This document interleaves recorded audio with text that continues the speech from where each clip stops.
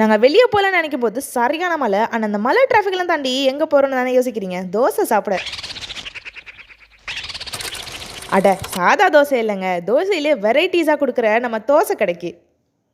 நம்மளுக்கு தோசை தான் முக்கியம்னு கிளம்பியாச்சு. அங்க போயிட்டு அமெரிக்கன் சாப்ஸி, மஷ்ரூம் சில்லி சீஸ்ன்னு சொல்லிட்டு 2 வெரைட்டீஸ் வாங்கியிருந்தோம். 2மே சாப்பிட்றதுக்கு டீசென்ட்டான டேஸ்ட்ல சீஸியா, ரொம்ப க்ரீமியா சூப்பரா இருந்தது. ஆனா மெயின் மேட்டரே நம்ம தலைவர் தான். Hat trick dosa. Cashew paste, mayonnaise, சீஸ்ன்னு போட்டு சும்மா தரமா வந்தாரு. எல்லாத்தையும் சாப்பிட்டு முடிச்சுட்டு கடைசியா ஒரு கோலி சோடா சொல்லிக்கலான்னு சொல்லியாச்சு. ஆனா அத நான் தான் ஓப்பன் பண்ணுவேன்னு கட்டாயமா ட்ரை பண்ணிட்டு இருந்தேன். சுத்தமா முடியல. மூஞ்சி மட்டும் தான் வேலை செய்து மத்ததெல்லாம் அப்படியே இருக்கு. நீ ட்ரை பண்ணதெல்லாம் போதும் என் ஹஸ்பண்ட் வாங்கி அல்லேக்கா திறந்து கொடுத்துட்டாரு. ஆனால் அதை குடிக்காம இன்னொன்று இருக்குல்ல, அதை திறப்போம்லன்னு அதை திறக்க ஆரம்பிச்சிட்டேன்.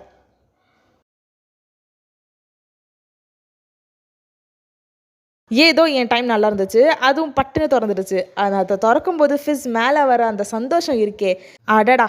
சரின்னு டின்னர் முடிச்சுட்டு நாங்களும் அங்கேருந்து கிளம்பிட்டோம். நீங்கள் தோசை கடைக்கு போயிருந்தீங்கன்னா உங்களோட ஃபேவரட் தோசை என்னன்னு கமெண்ட் பண்ணுங்கள். தேங்க்ஸ் ஃபார் வாட்சிங்.